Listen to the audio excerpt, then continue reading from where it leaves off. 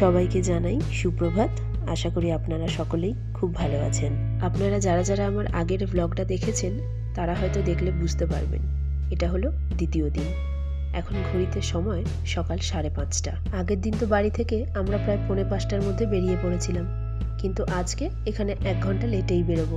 মোটামুটি 60% রাস্তা তো আমরা চলেই এসেছি, সুতরাং আজ যদি 1 ঘন্টা লেটে বেরোই আশা করি সেরকম হয়তো কোনো অসুবিধা হবে না।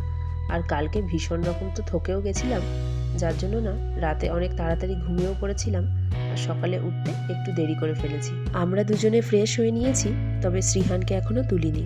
ভাবছি এখান থেকে যখন বেরোবো তখন ওকে একেবারে কোলে নিয়ে চলে যাব।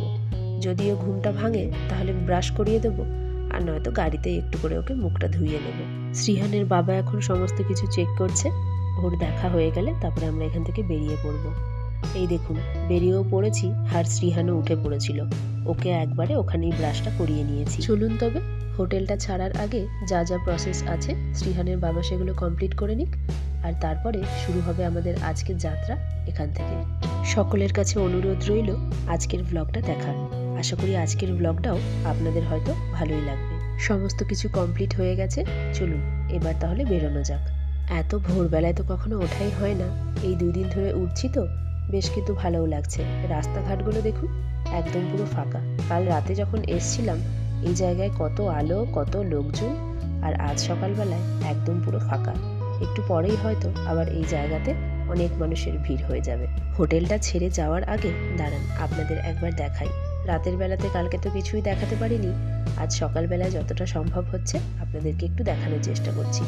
হোটেলটা কিন্তু খুব সুন্দরভাবে সাজানো, আর সামনেও অসংখ্য ফুল গাছ রয়েছে। এই দেখুন হোটেল নন্দনী। এই জায়গাতে সেরকম ভালো হোটেল বলতে খুব বেশি একটা কিন্তু নেই। এইটাই একটা হোটেল আছে, আর এর আগে আরেকটা ছিল। তো আমরা যেহেতু আগে থেকে বুকিং করে রেখেছিলাম তাই আমাদের রুমটা পাওয়া গেল। নয়তো জানেন তো কাল এসে যখন আমরা চেক ইন করছি তখন ম্যানেজার বলছে সমস্ত রুম নাকি বুক হয়ে গেছে। তো গুড মর্নিং, বলো আমরা এখন বেরোচ্ছি আমাদের আবার নেক্সট ডেস্টিনেশন। গুড মর্নিং বলো। এটাই বেলি হয়ে গেছে, বেলি মন্দির। এটাই চুলগুলো না একটা আঙ্কেল নিয়ে নিয়েছে জানো। শ্রীহানের চুলগুলো একটা আঙ্কেল নিয়ে নিয়েছে, বেলি মন্দির হয়ে করে দিয়েছে তোমাকে।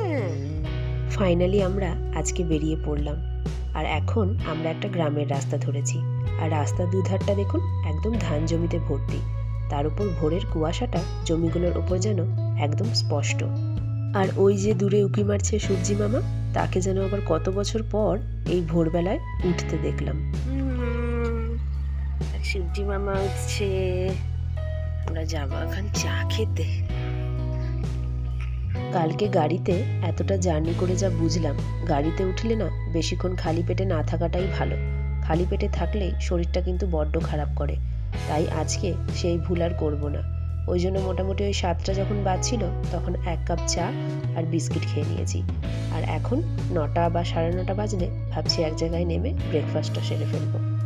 এই প্রথম আমরা গাড়ি নিয়ে এত দূরের জার্নি করছি, প্রায় 1050 কিলোমিটারের কাছাকাছি। তার উপর রাস্তাটাও তো পুরো অচেনা, একমাত্র ম্যাপটাই এখন আমাদের যাওয়ার ভরসা। তো আজ সকালে তো আমরা ফালাকাটা থেকে রওনা হলাম, এখন কিন্তু আমরা আসামের মধ্যে থেকে যাচ্ছি। আর এই সব জায়গার পরিবেশটা দেখুন আশেপাশে, দেখলেই যেন মন আর চোখ দুটোই জুড়িয়ে যায়। ওয়েস্ট বেঙ্গলটা ছাড়ার আগেই আমরা একবার নেমেছিলাম, তো সেখানে একটা বাঙালি মিষ্টির দোকান থেকে একটু কচুরি, জিলেপি আর তরকারি দিয়ে সকালের ব্রেকফাস্টটা সেরে ফেলেছি। তো তখন তো শ্রীহান ঘুমাচ্ছিল, আর ও না ঘুমোলে তো আমি ফোনটাতে চার্জও দিতে পারছি না, তাই তখন ফোনটা চার্জে বসিয়ে গিয়েছিলাম। তাই আর কি সেই সময়কার ক্লিপগুলো কিছুই নেওয়া হয়নি। চারিধারে একদম উঁচু উঁচু পাহাড়, আর তার সাথে এরকম ঘন সবুজ গাছপালা। এ যেন এক আলাদাই অনুভূতি। যারা এই পরিবেশের মধ্যে প্রতিদিন থাকে তাদের কাছে তো এটা অন্যরকম, কিন্তু আমরা এখন স্বচক্ষে এগুলো দেখছি তো আমাদের কাছে এর অনুভূতিটা যেন অনেকটাই আলাদা। ওই দেখুন যেই নদীটা দেখতে পাচ্ছেন না, সেটা হলো ব্রহ্মপুত্র নদী, আর আমরা এখন সেই নদীর ওপরের ব্রিজ থেকে পার হচ্ছি। এখন আমরা গুয়াহাটির দিকে যাচ্ছি, তো লাঞ্চটা ভাবছি সেখানে পৌঁছে সেরে ফেলবো।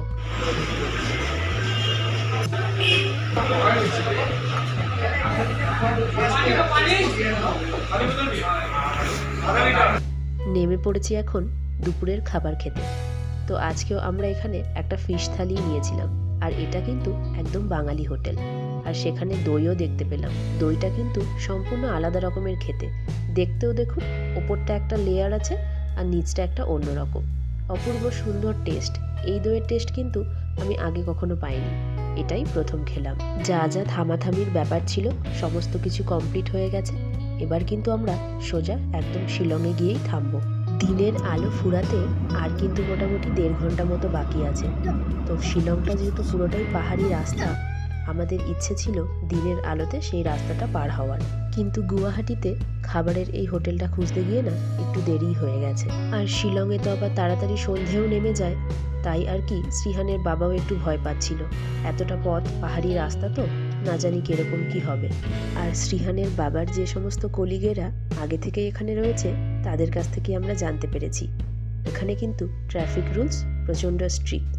একটু যদি এদিক ওদিক হয় তাহলে কিন্তু আপনাকে একটা মোটা অঙ্কের ফাইন জমা করতে হবে।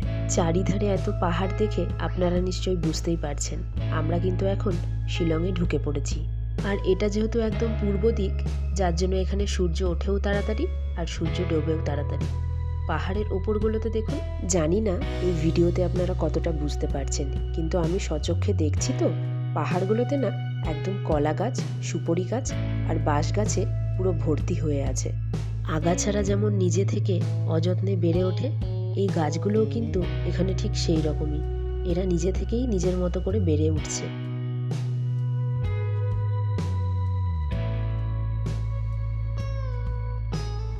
রাস্তার দুধার আর সামনে বরাবর যতদূর চোখ যাচ্ছে শুধুই যেন সবুজ আর সবুজ।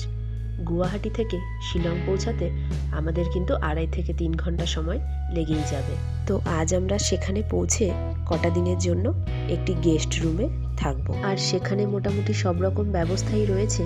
তো ছোট বাচ্চাকে নিয়ে ঠান্ডার মধ্যে আশা করি আমাদের এখানে কোনো অসুবিধেই হবে না। শিলংয়ে ঢোকার পর আমি শুধু আশেপাশের বাড়িঘরগুলো দেখছি। পাহাড়ের ধাপ কেটে কেটে কত সুন্দর তারা ঘরবাড়িগুলোকে গড়ে তুলেছে। আর এখানে তো প্রচণ্ড বৃষ্টিও হয়, যার জন্য রাস্তা দিয়ে আসার সময় যতদূর লক্ষ্য করলাম এখানকার অটোগুলো কিন্তু একটু আলাদা রকমের।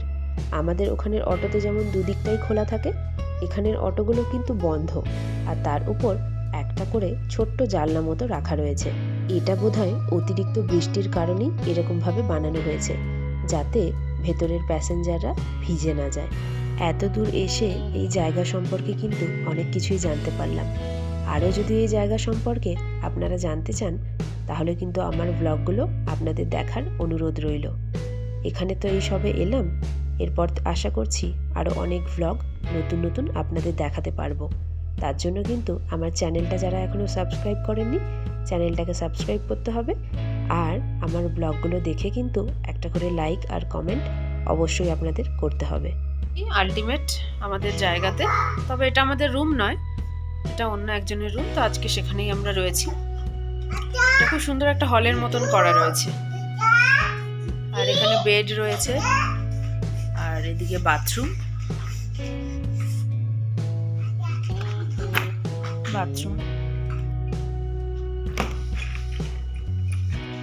আমাদের গেস্ট রুম।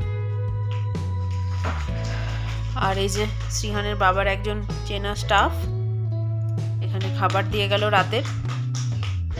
এগুলো এখন খাবো আর খেয়ে দিয়ে সোজা ঘুম।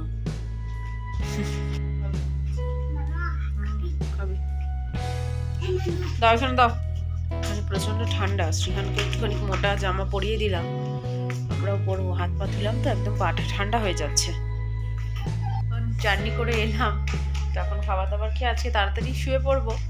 এতদিন গরম ওয়েদারে ছিলাম, আর এখন হঠাৎ করে এতটা ঠান্ডা লাগছে না, আর পারা যাচ্ছে না। তাহলে চলুন ব্লগটাও আজকে এখানেই শেষ করছি। ভালো লাগলে একটা করে লাইক কমেন্ট শেয়ার করবেন। তাহলে সকলেই ভালো থাকবেন, সুস্থ থাকবেন। খুব তাড়াতাড়ি দেখা হবে পরের আরও অনেক নতুন নতুন ব্লগে।